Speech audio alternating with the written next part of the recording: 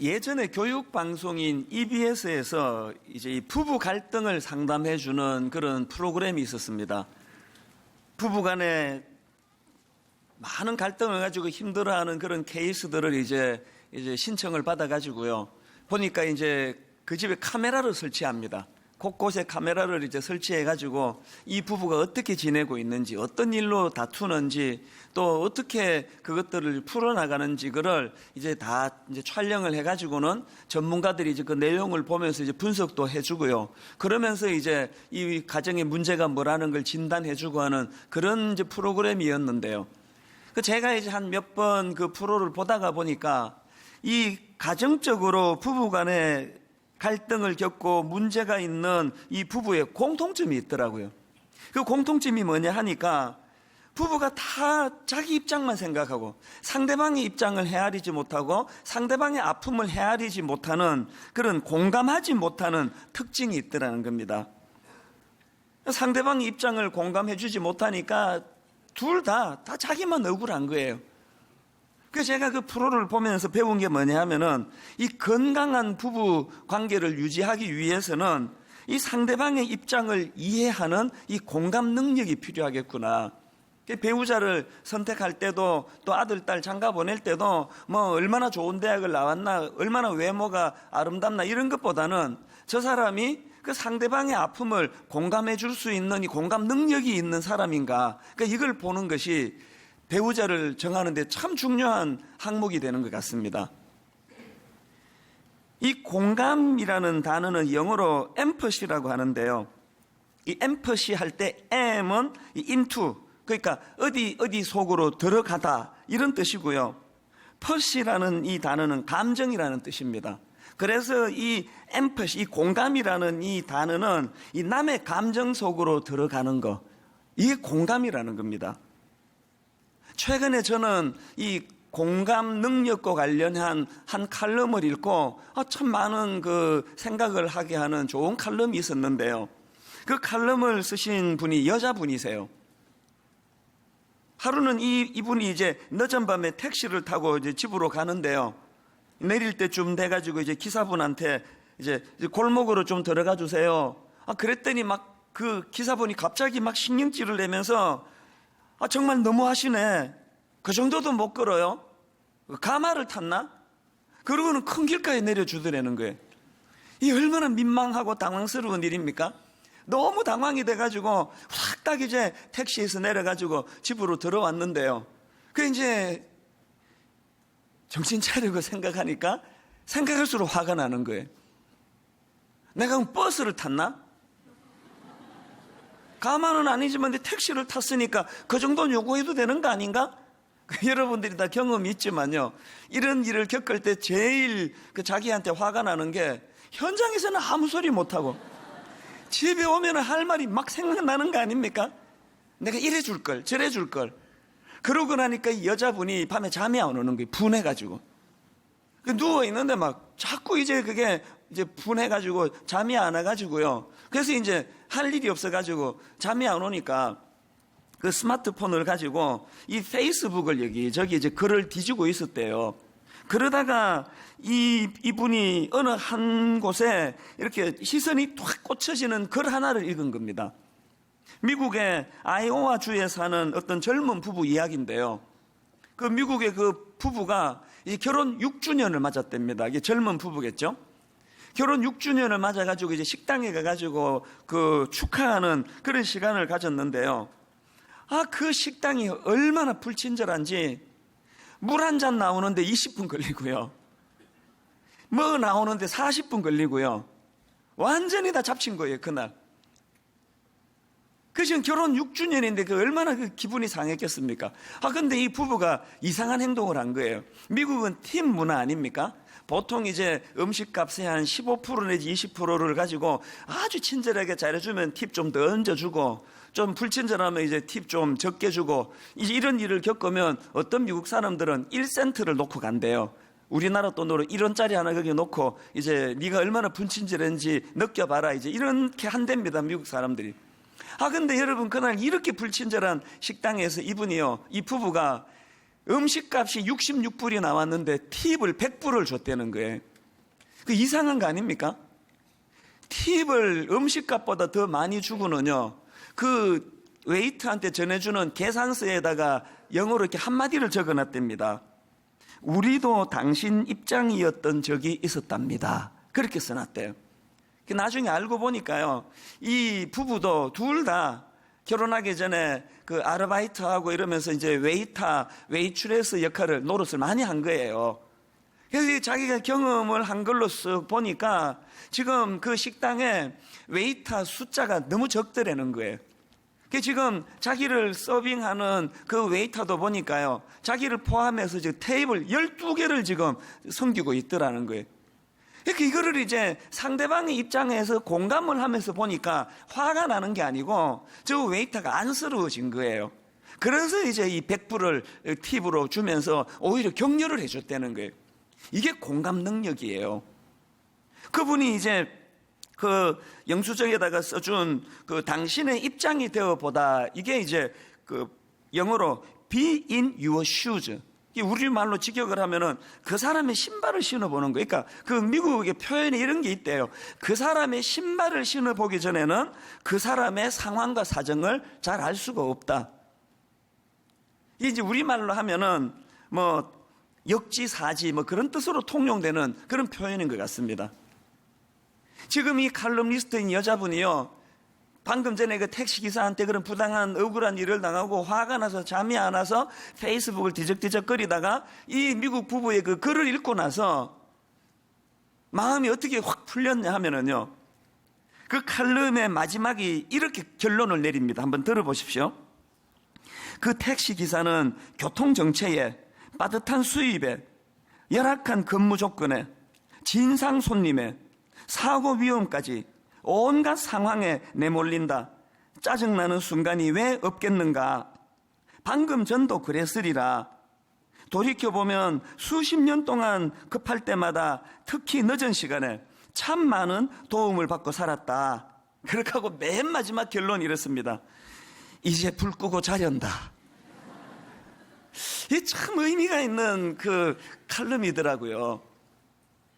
방금 전에 그 택시기사의 그 불친절한 행동을 자기 입장, 손님 입장에서 보니까 화가 나가지고 분해서 잠이 안 왔는데, 그렇게 할 수밖에 없는 그 상대방 기사의 입장에서 이거를 살펴보니까 마음이 다 풀려가지고 이제 불 끄고 자련다.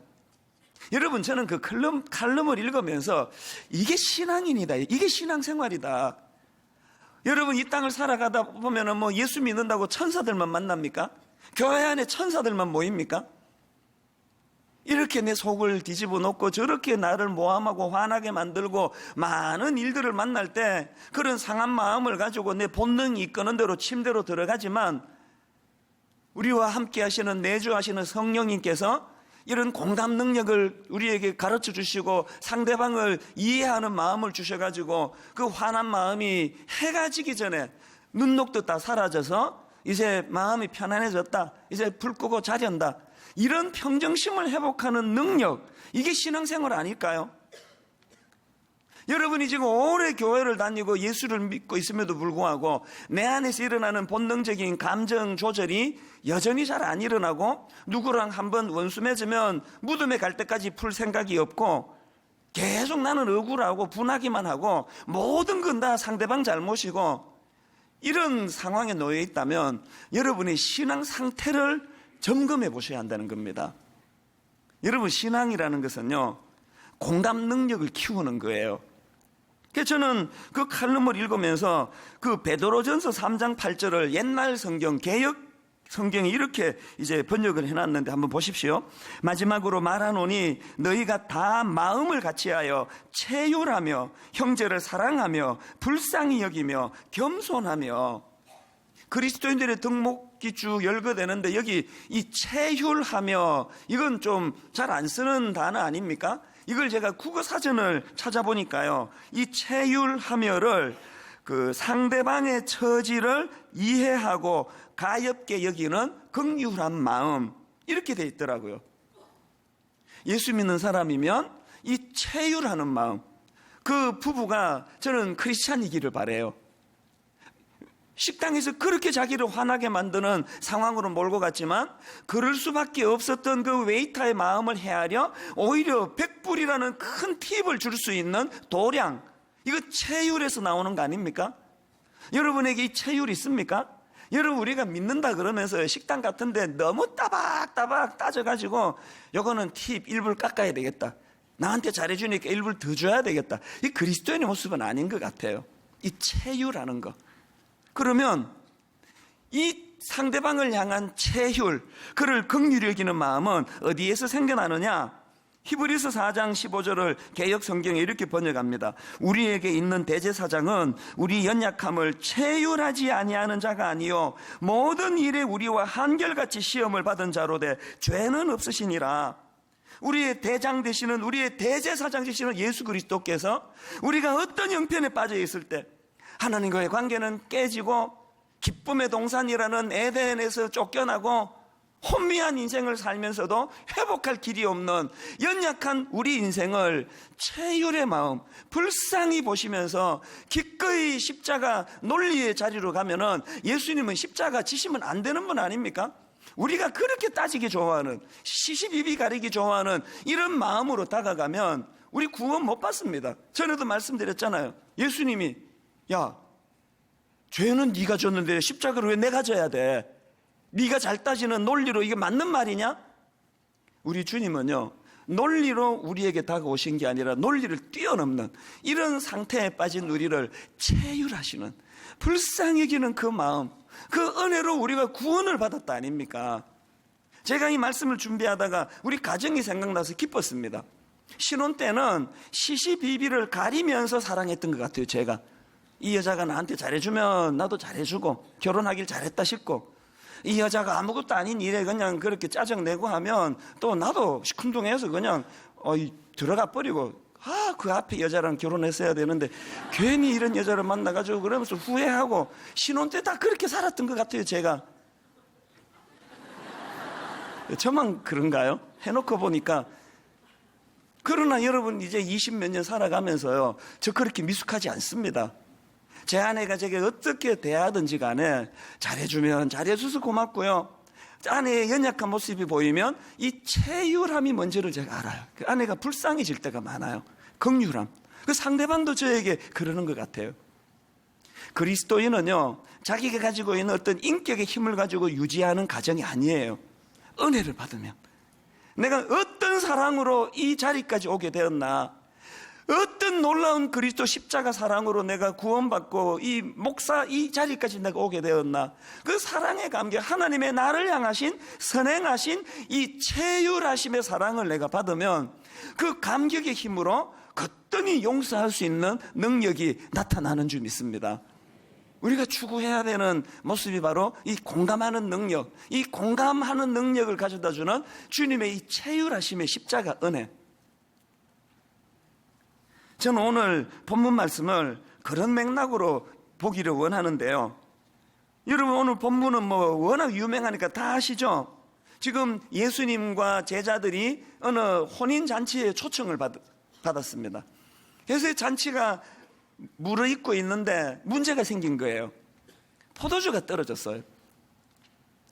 여러분, 그 지역은 그 중동 그 사막 지역 아닙니까? 메마른 지역이다 보니까요, 그 문화가 이제 이 포도주가 가진 역할이 굉장히 중요하답니다. 그래서 그 잔치에 어느 정도 상품의 포도주를 내놓느냐에 따라서 그 잔치의 격이 결정된다고 할 만큼 이 포도주의 역할이 중요한데, 그만 포도주가 떨어져 버린 거예요. 이 혼주 입장에서 이게 얼마나 난감했겠습니까? 그런데 여기서 제가 발견한 게 뭐냐면요, 여기에 지금 예수님의 육신의 어머니 마리아도 함께 참여했는데, 마리아가 자기가 당한 난감한 일이 아님에도 불구하고 그 혼주, 그 초청한 주인들에 대한 그 상한 마음을 긍휼히 여기는 마음, 공감하는 마음을 가지고 마리아가 어떤 행동을 보이느냐. 자, 3절을 한번 보시겠습니다. 같이 한번 읽어보실까요? 포도주가 떨어진지라 예수의 어머니가 예수에게 이르되 저들에게 포도주가 없다 하니. 여러분, 이 지구상에서 예수 그리스도가 하나님의 아들 되신다는 걸 가장 잘 아는 한 사람을 꼽으라면 마리아 아닙니까? 그러니까 그 마리아가 이런 난감한 일을 당한 그 상황에서 이 문제를 해결하실 분은 예수 그리스도라는 확신이 있으니까 그 문제를 가지고 예수님께 나아가는 거예요. 여러분, 이게 마리아가 가진 공감 능력 아닙니까? 자기가 당한 일도 아닌데 무슨 오지랖 넓게 내가 그래. 그냥 뭐 갚버리면 되지. 저는 오늘 본문에 남아있는 이 마리아의 모습 속에서 그리스도인이 취해야 되는 이 긍휼의 마음을 발견하는 거예요. 저는 여러분 여기 나오는 5절 말씀하고 3절 말씀, 이게 한 세트여야 된다고 생각하는데요. 자, 먼저 5절을 한번 보십시오. 그의 어머니가 하인들에게 이르되 너희에게 무슨 말씀을 하시든지 그대로 하라 하니라. 마리아가 가진 이 믿음, 이 확고한 믿음, 이 믿음이 3절과 한 세트라는 거예요. 3절을 다시 보세요. 포도주가 떨어진지라 예수의 어머니가 예수에게 이르되 저들에게 포도주가 없다 하니. 내게 주님을 향한 믿음이 있습니까? 그 믿음은 연약한 이웃을 향한 긍휼히 여기는 마음과 그를 돌보고 섬기는 마음이 저절로 따라오는 거라는 겁니다. 오늘 저는 청년주의를 맞이해서 오늘 이 본문 말씀을 이제 그런 맥락으로 제가 그 포인트를 가지고 말씀을 전하려고 하는데요.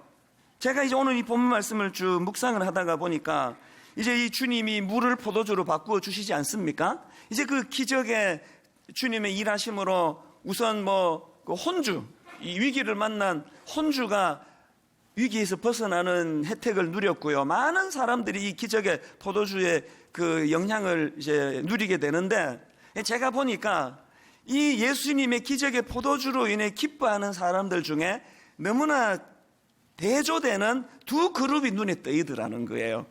이 두 그룹을 좀 소개해 드리려고 하는데요. 첫 번째 그룹은 어떤 그룹입니까? 이 예수님의 기적의 포도주를 마음껏 마시면서 누리고 즐겼던 하객들이 있습니다. 하객들. 자, 10절을 한번 보십시오. 말하되 사람마다 먼저 좋은 포도주를 내고 취한 후에 낮은 것을 내거늘 그대는 지금까지 좋은 포도주를 두었도다니라. 기분 좋은 상태예요. 야, 어떻게 이렇게 갈수록 맛있는 향내나는 포도주가 나오나 벌컥벌컥 마시면서 즐기는 부류예요. 그런데 여러분, 이런 부류에게 문제가 하나 있는데 그게 뭐냐? 9절을 한번 보세요. 연회장은 물로 된 포도주를 맛보고도 어디서 났는지 알지 못하되. 이 하객들의 문제가 뭐예요? 요 짧은 혀를 적시는 그 기쁨, 그 쾌락은 누리지만 근원을 몰라요. 이게 어디서 나온 건지 몰라요. 그래가지고 이게 그냥 주인이 어디 비싼 거 사다 준 걸로 그렇게 하고 누리는 사람이에요. 비유컨대 이게 딱 이 시대 이 현대인들 아닙니까? 지금 여러분 이 시대 사람들이 누리고 있는 그 수많은 그 누림이 다 어디서 나온 건데요? 누구 덕에 이렇게 잘 살고 있는데요? 좀 전도하고 그러면 말만 하면 난 내 주먹을 믿는다. 그 주먹은 누가 주셨는데요?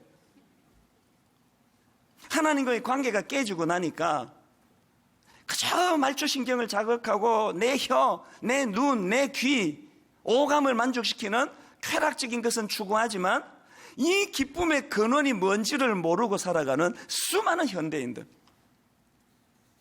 그런가 하면은 본문에 보니까 이 기적의 포도주로 기뻐하는 또 한 부류의 사람들이 있는데요. 물떠온 하인들이에요. 제가 이걸 이렇게 이제 상상하고 또 묵상해 보니까요. 이 물떠온 하인들은 지금 여기저기 지금 섬기느라고 정작 자기들은 앉아서 누리지를 못합니다. 제가 이렇게 상상해 보니까 어쩌면은 그 심부름 다니느라고 기적의 포도주를 한 방울도 못 마셨을지 몰라요. 그런 상황 아닙니까? 그런데 여러분 지금 오늘 본문 9절을 보니까 이 묘사하는 포인트 강조점을 한번 보세요. 9절입니다. 연회장은 물로 된 포도주를 맛보고도 어디서 났는지 알지 못하되 그 다음에 물떠온 하인들은 알더라. 여러분 이 대조가 확 와닿는 게 뭐예요? 비록 물떠온 하인은 앉아서 향내나는 포도주를 마시고 누리는 즐김은 못했지만 그가 예수님의 동력자가 되어 이웃을 섬기고 베풀고 나누어주고 무엇보다 중요한 것, 이 신비한 예수 그리스도의 하나님 아들 되심과 그분이 행하신 놀라운 영적인 신비를 깨달아 아는 자가 누리는 기쁨, 물떠온 하인은 알더라. 여러분 우리가 이 땅을 살아가면서 우리가 추구하는 기쁨은 탁자에 앉아서 향내나는 포도주를 한없이 마시는 이것이 행복이라고 가르치고 이것을 추구하는 세상을 살아가고 있습니다. 우리 젊은이들을 향해서도 세상에 던지는 메시지는 그거 아닙니까? 너 명문대학 가야 돼. 너 좋은 데 취직해야 돼. 대기업 가야 돼. 대기업. 그리고 능력 있는 남자랑 너 결혼해야 돼. 섹시해야 돼. 섹시. 그래가지고 향내나는 포도주를 네가 많이 할 수 있는 대로 많이 쟁취해라. 한 방울도 누구 주지 말고 그 네가 다 마시며 네 인생인데 네가 즐겨라. 이게 세상이 우리에게 던져주는 메시지예요. 그런데 여러분, 이런 본문을 통해 알게 되는 것은요, 하나님 나라의 비밀은 거기에 있지 않습니다. 내가 포도주를 마셔서 즐거운 인생이 아니라 주님과 더불어 동역하는 기쁨, 어느도 목마른 이웃을 향하여 아름다운 이 섬김을 통해서 살아가는 이 삶이 얼마나 행복한가를 가르쳐주는 곳, 이게 교회 아닙니까? 영국 작가인데요, 마이클 폴리라는 사람이 쓴 책 중에서 이 행복할 권리, 이런 제목의 책이 있는데요, 그 책에서 저자는요, 이 심리학자라고 합니다. 엘버트 앨리스라는 분이 제시하는 이 재미있는 표현을 소개하는데, 이 표현이 재밌어요. 우리 모든 인간에게는 그 내면에 해야 한다 삼총사가 있대요. 저한테도 있고 여러분에게 있대요. 해야 한다 삼총사. 이 해야 한다 삼총사가 뭐냐 보니까 첫 번째 삼총사 중에 첫 번째가 뭐냐, 난 성공해야 한다. 두 번째, 누구나 내게 잘 대해 주어야 한다. 그럴 줄 알고 결혼했다가 맨날 싸우는 게 이 두 번째 삼총사 때문에 그런 거 아닙니까? 세 번째 삼총사가 뭐냐, 세상은 반드시 살기 쉬워야 된다. 고통은 내게 오면 안 된다. 난 포도주를 마시는 즐거움을 가진 인생이다. 여러분, 모든 인간의 본능 안에 이 해야 한다 삼총사가 도사리고 있는데요, 그런데 여러분, 이 해야 한다 삼총사라는 본능 때문에 우리 인간은 늘 허탈하고 공허하고 만족감이 없는 그런 삶을 산다는 거 아닙니까? 오늘 저는 이 본문 말씀을 가지고 우리 청년들이, 젊은이들이, 우리 가정의 자녀들이 이 세상이 추구하는 포도주 마셔서 행복한 인생의 길이 아니라 주님과 더불어 동역의 기쁨, 주님과 더불어 연약한 이웃을 섬기는 자들이 누리는 기쁨, 이 맛을 알아가는 우리 청년들이 되기를 주님 이름으로 축복합니다.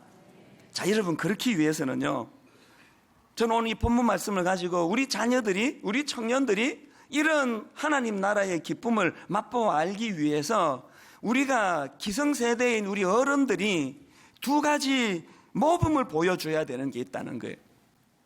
여러분, 기성세대 어른들이 보여줘야 할 삶의 모범 두 가지 중에 첫째가 뭐냐, 예수님과 함께하는 인생은 처음보다 나중이 더 좋은 인생이라는 것을 우리가 보여줘야 돼요. 내가 예수 믿는 것이 얼마나 기쁜지. 여러분, 저는요, 후배 목사님이 한 번씩 오면은 제가 가끔씩 이런 이야기를 해요. 네, 물어볼 게 하나 있는데, 당신 생각에 이찬수 목사가 분당 우리 교회 담임 목사로서 가장 추구하는 영적인 뭐가 하나 있는데 그게 뭘 것 같냐고. 내가 이 교회 담임 목사로서 가장 추구하는 목표가 뭘까요? 여러분은 혹시 아세요? 뭘 것 같아요? 제가 뭘 추구할 것 같아요, 목사로서? 여러분 표정이 관심 없고 빨리 대답하세요. 그 표정인데요, 여러분, 저는요, 분당 우리 교회를 세계적인 교회로 키우는 꿈을 갖고 있지 않습니다. 저는 저로 말미암아 우리 모든 성도님들이 너무너무 행복한 인생이 되도록 하는 일에 쓰임받는 것, 그것도 내 목표의 일부지만 이게 내 목표 전부가 아니에요. 이것보다 더 추구하는 목표가 있는데 오해하지 말고 들어주세요. 저는 내 인생의 지상 최대의 숙제가, 과제가 뭐냐 하면 주 안에서 제가 행복해지는 거예요. 실망하셨어요? 무슨 목사가 저래? 이건 그러나 중요한 명제라고 생각합니다. 제가 왜 이런 생각을 하는가 하면 저는 실제로요, 제가 행복할 수만 있다면 저는 뭔 일이든 다 하기를 원합니다. 단 주 안에서. 이제 궤도를 이탈해가지고 주 밖에서 행복한 거. 우리 교회도 대형교회가 됐으니 억대 연봉을 달란 말이에요. 에쿠스를 주든지 외제차를 사주든지 해달란 말이에요. 왜 운전기사를 안 주시느냐고요. 이래서 행복한 거 말고, 그거는 앉아서 그 포도주 마시는 인생이기 때문에. 저는요, 주님 안에서 제가 진실로 목사이기 때문에, 이 교회 담임 목사이기 때문에 행복하기를 원해요. 왜냐하면 제가 행복하지 않고 교회가 아름답게 큰다면, 저는 불행한데 제 설교를 듣고 성도들이 행복하다면, 그것은요, 제가 우리 하나님을 악덕 기업주 만드는 짓이에요. 그렇지 않습니까? 지금 세상도요, 자기 배만 불리고 종업원을 위해 주지 않으면 그 세상도 그 손가락질하는 거 아닙니까? 제가 하나님의 종으로 막 엄청나게 쓰임받고 정작 저는 우울하고 불행하고, 그러면 우리 하나님을 악덕 기업주 만드는 짓이에요. 그래서 저는 이를 악물고 저는 제가 행복하기를 원해요. 우리 하나님을 좋은 창업주 되시도록. 그래서 저는 하는 일이 아주 단순하지 않습니까? 좀 어려움이 있으면은 우리 교구 목사님을 찾아가요. 심각한 문제 풀다 안 되면 그걸 이제 저에게 이제 SOS를 요청합니다. 근데 교회 사이즈가 크다가 보니까 좀 많아요, 그게. 그리고 또 우리 교회만 아니고 외부에서도 이제 도움을 청할 때가 있거든요. 다 하나같이 심각한 문제를 갖고 오세요. 어떤 날은요, 오후에 어떤 너무너무 슬픔을 당한 분들하고 한 시간 이렇게 이제 상담을 하고 나면은요, 그 아픔이 제게 전이가 돼가지고 저녁 내내 우울해서 벗어날 수가 없는 그런 때도 종종 있습니다. 그렇기 때문에 저는 하나님 앞에서 어떻게 해서든 이게 내 상황인데 이걸 피하지 말고 우울해하지 말고 기쁨으로 이것을 제가 수용하고 기쁨으로 일할 수 있도록 저는 그걸 찾아내는 게 제 사명이에요. 제가 아무리 무거운 짐을 져도 주님으로 인해 동행하는 기쁨, 물떠온 하인만 하는 기쁨을 가지고 살아갈 수 있도록. 그래서 저는 우리 집에 새아이가 자기 아버지가 아빠라는 것 때문에 걔들 인생이 혼미해지는 거 원치 않습니다. 특히 우리 막내 아들, 얘가 자기 아버지가 목사인데 보니까 날마다 아버지가 우중충하고 우울증 비슷해가지고 못 살 것 같고, 그래가지고 얘 보고 너 아버지 뒤를 이어가지고 너도 목회해라 그러면 얘가 미쳤습니까? 그러면서 죽어도 안 해요. 나는 그런 거 안 해요. 그러면 저는 실패한 인생이에요. 이런 맥락에서 우리 아버지는 성공한 목사님 아닙니까? 제가 뒤를 이어서 목회를 하니까. 똑같은 맥락으로 여러분, 오늘 한국교회가 기성세대가 우리 다음 세대에게 미안해해야 될 게 있습니다. 지금 젊은이들이 교회를 떠나고 있답니다. 젊은이들 지금 점점 떠나고 있습니다. 그 모든 책임이 우리에게 있다는 거 아십니까? 애들이 어릴 때부터 보니까 이 교회란 데가 희한한 데예요. 눈 감고 기도할 때 보면 저 사람이 거의 천사표인데, 세상의 모든 허물 다 용서하고 다 품는데, 눈만 떴다 그러면은 멱살잡이하고 김권사 이권사 싸우고 이집사 박집사 관계 묘하고, 한번 틀어지면 이건 용서하는 거 죽어도 없고. 여러분이 여러분 자녀 같으면 그런 교회를 가고 싶겠냐고요. 수없이 말씀드리지만 여러분, 분당 우리 교회가 다음 세대를 위해서 해야 되는 게 있습니다. 청년들이 자랑할 수 있는 교회. 어디 가서는 청년들이 우리 교회 좀 나와봐라, 좀 제발 나와봐라. 거기에 물떠온 하인들이 기쁨이 넘친다. 분당 우리 교회는 청년들을 헷갈리게 하는 교회가 되지 않기를 바랍니다.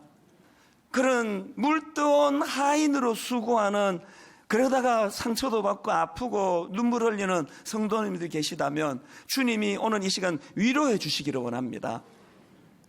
여러분, 우리가 아무리 힘들어도 향내나는 포도주 마셔야 성공하는 인생이 아니고, 나를 필요로 하는 연약한 이웃들, 내 자녀, 내 가정, 그래서 나도 우직히 물떠온 하인과 같은 섬김의 모습, 이런 정신을 자녀들에게 보여줘야 되겠다. 어른들에게 이런 결단이 있기를 원합니다. 한 가지 얘기만 드리고요, 말씀을 좀 정리를 하려고 하는데요. 오래전에 저는 이 베트남 전쟁에서 돌아온 한 병사 이야기를 알고 있습니다. 베트남 전쟁에 참여했다가 이제 그 아들이 귀국해가지고 미국의 샌프란시스코 공항에 도착을 했습니다. 아마도 이제 자기 집은 타주에 더 비행기를 타고 더 가야 되는가 봅니다. 샌프란시스코 공항에 내려가지고는 자기 부모에게 전화를 했습니다. 어머니, 아버지, 저 이제 집에 돌아왔습니다. 그런데요, 함께 갈 친구가 있는데 그래도 되겠습니까? 어느 부부가 안 된다 그러겠습니까? 친구 괜찮아, 데리고 와. 그랬더니요, 그 아들이 이렇게 말했습니다. 그런데 어머니, 아버지, 부모님이 아셔야 될 게 하나 있는데요. 그 친구는 전투에서 심각한 부상을 입은 친구입니다. 지뢰를 밟아서 다리 하나와 팔 하나를 잃었거든요. 이 친구는 지금 갈 곳이 없습니다. 그래서 저는 그 친구와 함께 우리 집에서 지내고 싶어요. 그랬더니요, 그 부모님의 태도가 달라진 거예요. 자, 그 다음부터 한번 내용을 들어보세요. 안 됐구나, 얘야.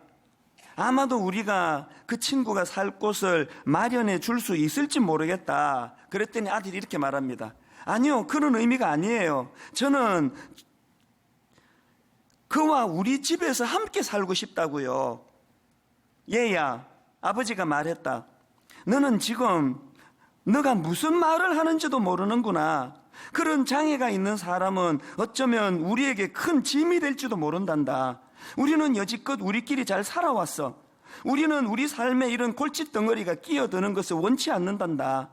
내 생각에는 너만 집으로 오고 그 친구에 관한 것은 없었던 것으로 하면 좋겠구나. 그는 스스로 살 길을 찾아갈 수 있을 거다. 그랬더니 아들이 아무 말 없이 전화를 끊더래요. 그리고 며칠 후에 샌프란시스코 경찰에게서 연락이 왔습니다. 한 남자가 빌딩에서 추락사를 했는데 아마도 자살인 것 같다. 이 두 아버지 어머니가 혼비백산에서 샌프란시스코로 날아갔습니다. 그 다음을 들어보십시오. 깜짝 놀란 병사의 부모는 샌프란시스코로 날아갔고 시체 안치실에서 그 시체가 자신들의 아들임을 확인했다. 그가 그들의 아들임을 금방 알아보았지만 여태껏 그들이 모르고 있던 것을 알고는 경악스러웠다. 그들의 아들이 바로 팔 하나와 다리 하나가 없었던 것이다. 여러분, 저는 오래전에 이 글을 읽으면서 뇌리에서 잊혀지지가 않아요. 우리가 자녀들에게 보여줘야 되는 물뜨거운 하인의 정신이 뭘까?